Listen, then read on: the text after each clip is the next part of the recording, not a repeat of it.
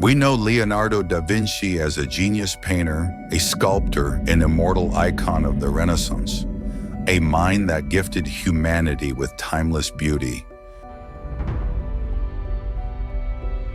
But within the thousands of journal pages he left behind, painting was only a small part.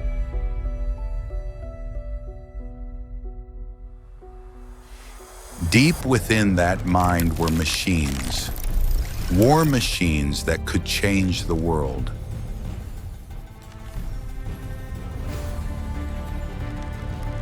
So what would have happened if his patron had not requested paintings, but demanded he bring these deadly blueprints to life?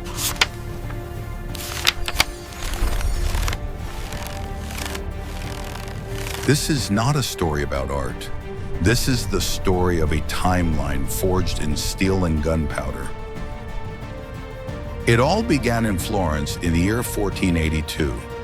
Lorenzo de' Medici, known as the Magnificent, was steering his city-state through a sea of political turmoil.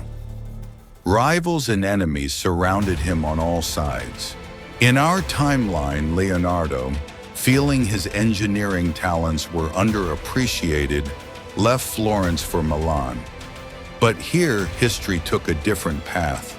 Instead of letting his genius walk away, Lorenzo the Magnificent looked upon Leonardo's military drawings not with the eyes of an artist, but with the eyes of a cornered leader. He didn't see fantasy, he saw salvation. A fateful meeting took place. Leonardo was given a secret workshop, an unlimited budget, and a single command: build them for me. And Leonardo did not disappoint. A few months later, on a field outside Florence, the history of warfare was changed forever.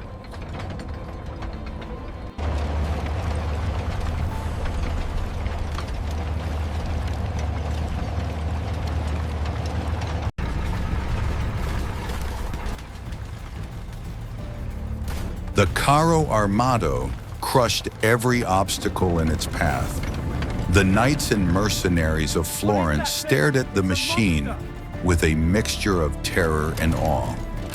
Lorenzo de' Medici smiled. The foundation of a new age had been laid.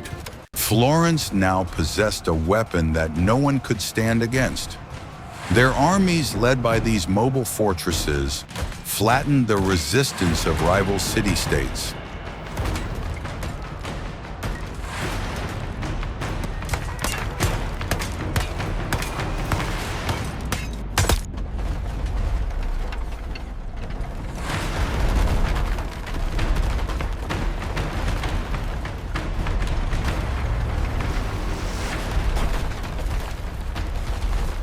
Pisa and Siena fell, one after the other. The power of Florence no longer lay in its banks, but in the workshops of Da Vinci. News of Florence's iron monsters spread across Europe. A wave of fear swept through the royal courts. The Renaissance arms race had begun. Espionage, assassinations, and raids to steal technology became commonplace.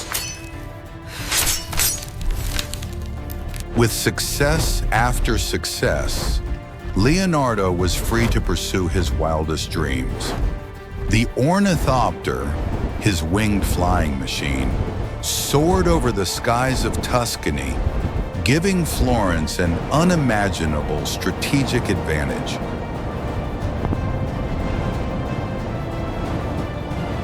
But that beauty was quickly weaponized.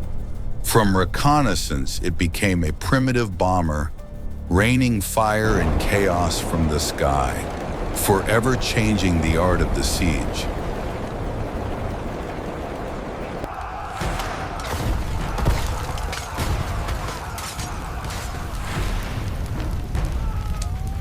But perhaps the most fearsome creation was yet to come.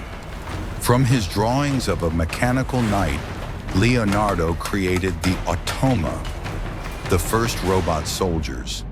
They knew no fatigue, no fear, and no mercy.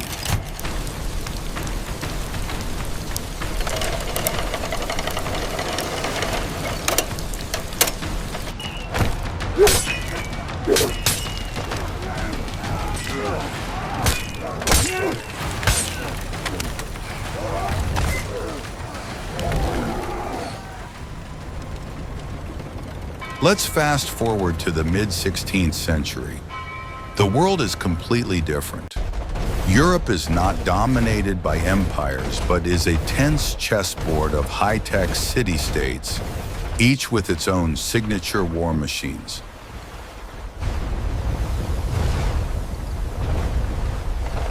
The Renaissance is now known as the Age of Machines.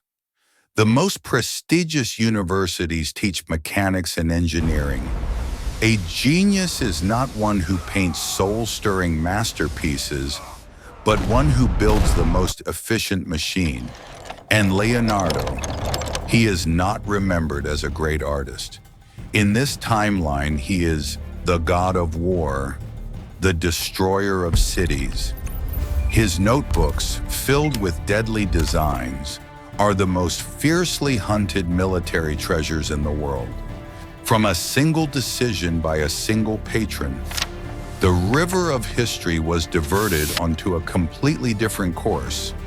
The Renaissance, once the cradle of art and humanism, became the birthplace of mechanized warfare.